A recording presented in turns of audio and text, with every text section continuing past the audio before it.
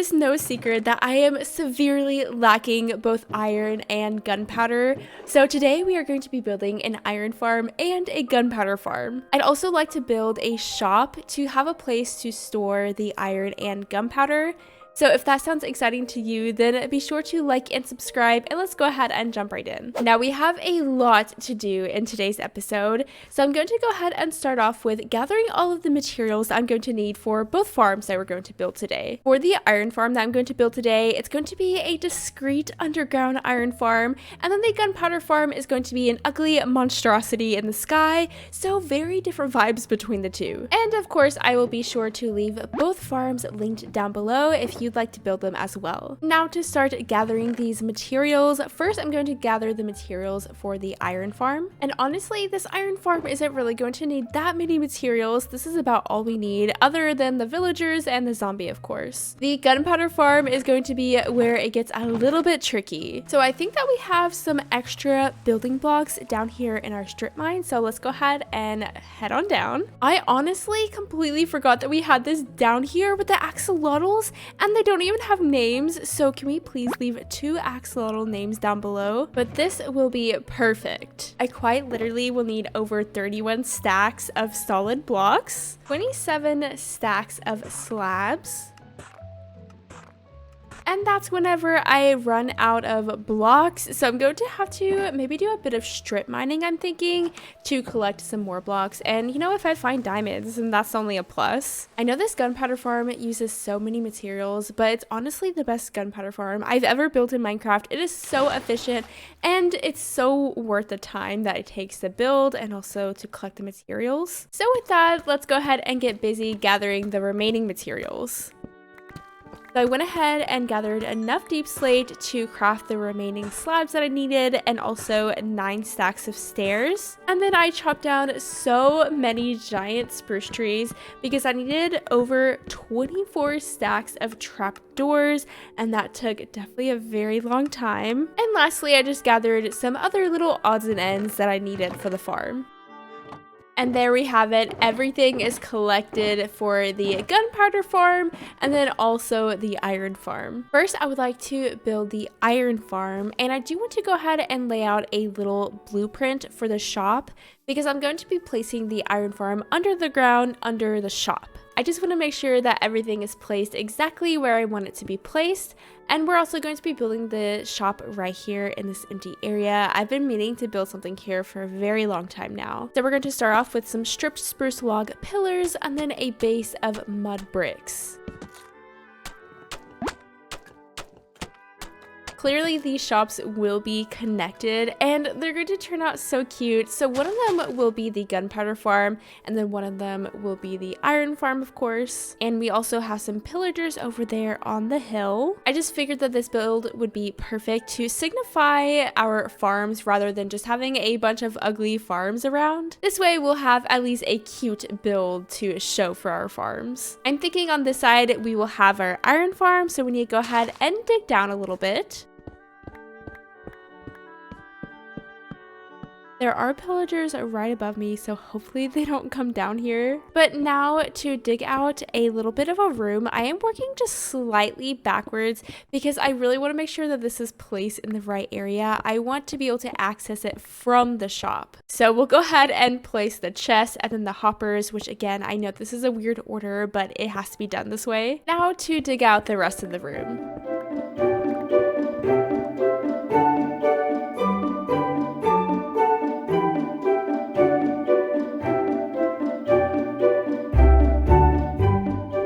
While I was digging this room, I did unfortunately find a cave, so I went ahead and filled it with slabs so that I could hopefully block out all of the iron golem spawns that weren't on the spawning platform. Next, I placed the beds and then filled the room with slabs. And from here, it is unfortunately villager time, so let's go ahead and get them, and hopefully this will be an easy process. I think that what I need to do is honestly just like dig a big pit for them to fall into. And here we are again, transporting villagers. Hopefully this will go well. Once we get him in this boat, then it should be a piece of cake. But of course we actually have to get him in there. Oh wait, oh, Okay, he just let me push him right in. He's in. Now we can just row him right into the hole. That will be our first villager. You know, I really don't trust you guys while I am transporting villagers, so we'll go ahead and just take care of you. Second villager is in. And finally, third villager is in. Next, we need to build the zombie chamber, the spawning platform, and then the iron golem eliminating area. Now, once we get a zombie in here, we should have a working iron farm. So nighttime is approaching and we just have to wait for a zombie to spawn. Oh, I see one way over there. Ah, there's too many now. I'm stressed. I'm very stressed. All right, follow me. We're almost there. Ow, ow. Oh my gosh, wait, one already spawned. Okay, that's so cool. And we'll just do a little name so that he stays there forever. In order to bring the iron golem down to the little lava source, we just need to place a few water buckets. So sorry, I truly wish it didn't have to be this way, but you're just such a good source of iron. And that is our very first iron golem dead. You'll love to see it. Ooh, another one's already dying. Wow. So one tip that I did see in the comments of this tutorial is to build a little wall behind the villagers because it is imperative that they will be able to sleep. So this way they'll have a little bit more room. Oh.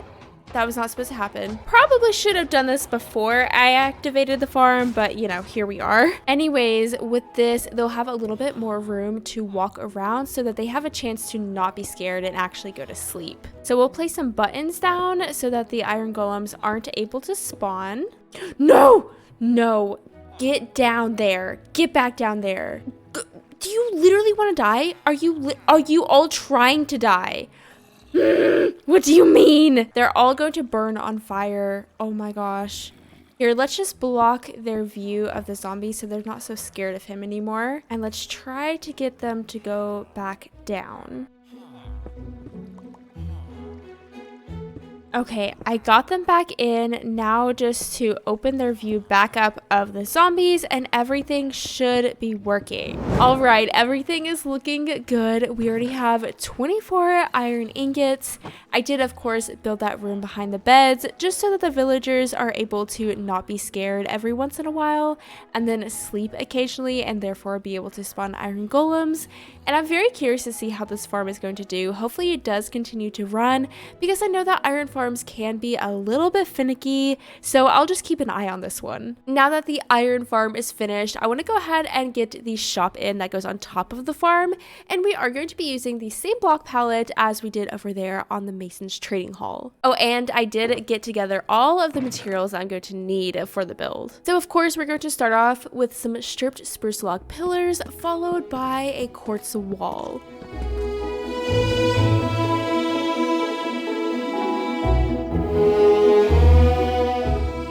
Now to start working on the roof. The roof is definitely my favorite part of this build. So let's start off with a dark oak trim.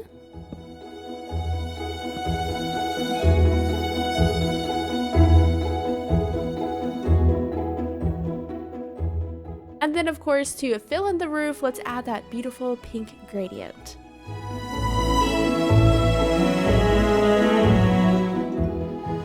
And this will give us the basic structure of the shops.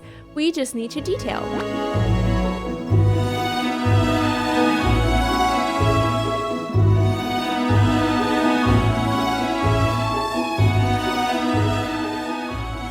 Please tell me how Mocha got all the way down here.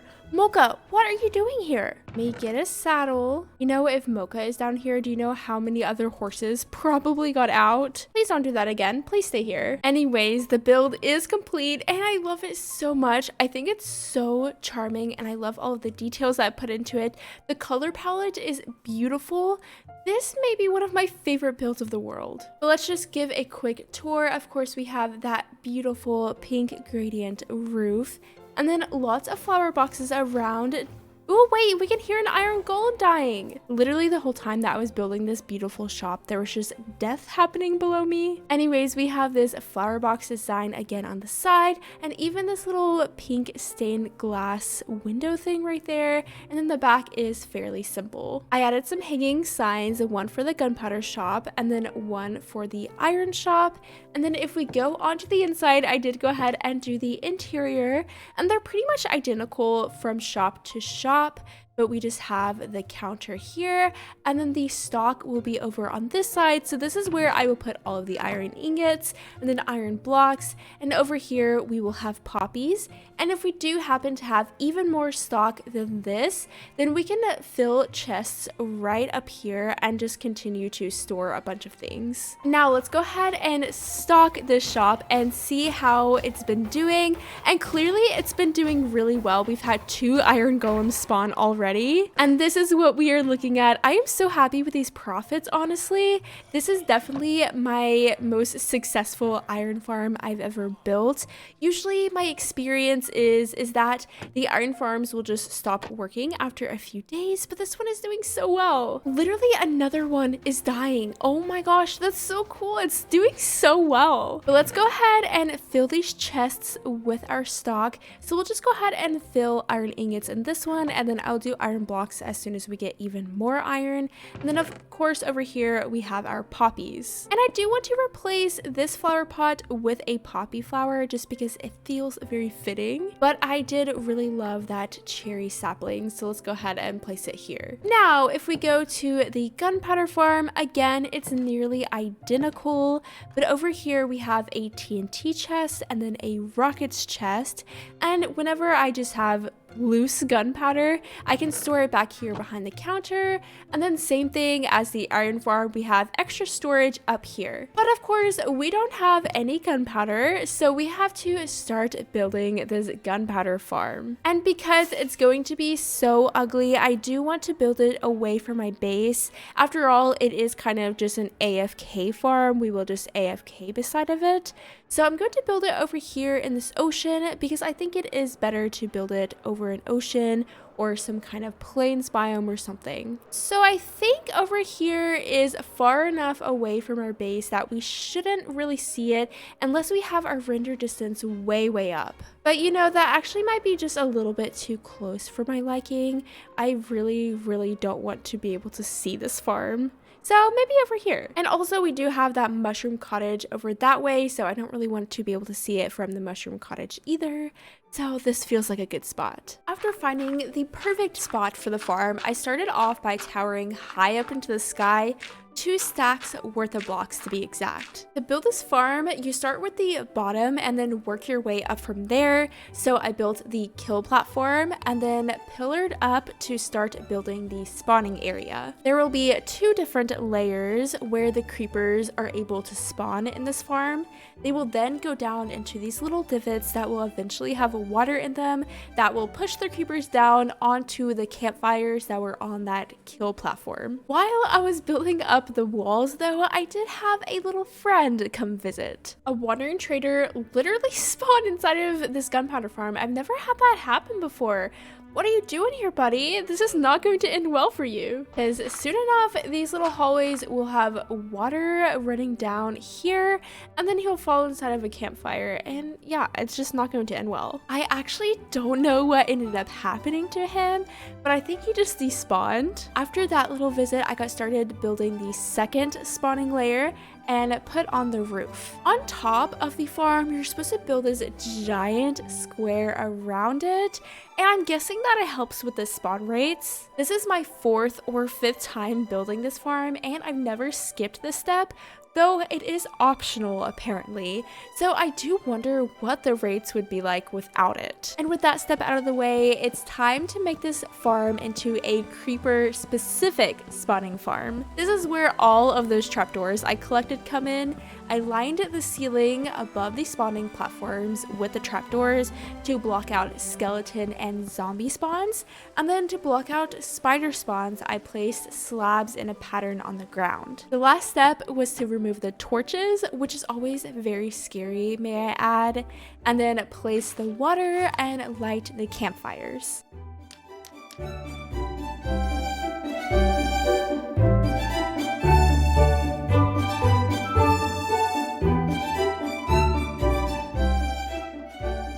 there we have our finished creeper farm. And this thing runs so well. We have about almost 8 stacks of gunpowder. And clearly, as you can see, creepers just rain down. And I love this farm so much. Yes, it uses a lot of materials. However, it is so worth it. So let's go ahead and just collect all of this gunpowder. And I do think I'm going to get rid of this dirt pillar because whenever I come back up here, I will probably just fly, honestly. Oh, wait, and glow squid spawn because this blocks out like all of the light right here. So there's a little glow squid down there. That's actually so neat. Oh, and we do have ourselves a little zombie. I guess I probably should have lit up this platform. Now I'm sure you can see why I built it far away from the base because it's not the most pretty thing ever. Well, with that, we can go ahead and head back on home and go ahead and start stocking up the gunpowder farm. Also, aren't you all so proud of me for actually building this iron farm and gunpowder farm? I've been saying that I was going to do it for so long and I'm finally doing it. Hello, camels. I want to go ahead and craft up some rockets and then also a little bit of TNT. I'm so glad that I built this sugarcane and bamboo farm right at the beginning of this world because we have plenty of both. And also all of this bamboo is literally just from 2 little bamboo plants. Just these 2 back here. That's all I grew of the bamboo. Bamboo just grows so fast. Ooh, so many rockets. And then we have a little over a stack of TNT. And of course, if I need any more gunpowder, then I can easily get some over at the gunpowder farm. Also, I forgot to mention, but I got all of that gunpowder in probably like 20-25 minutes, something like that. Just checking in on the villagers. Seems like they're doing well down there. So in the gunpowder shop, we'll go ahead and put all of the TNT in this chest and then all of the rockets in this chest, of course, giving some for myself. And then let's just put the extra gunpowder here behind the counter. But that is about going to do it for today's episode. I feel like we accomplished so much. We built the iron farm, we built this beautiful shop, and then obviously the massive gunpowder farm. And I'm so happy to finally have all of these farms in my world. It's definitely going to make my life a lot easier. So I hope that you have enjoyed this episode. If you haven't already, be sure to like and subscribe. Check out my socials down in the description box below. I am streaming on Twitch every Sunday, so go check me out over there. But I hope that you all have a lovely day, and thank you so much for watching. Bye!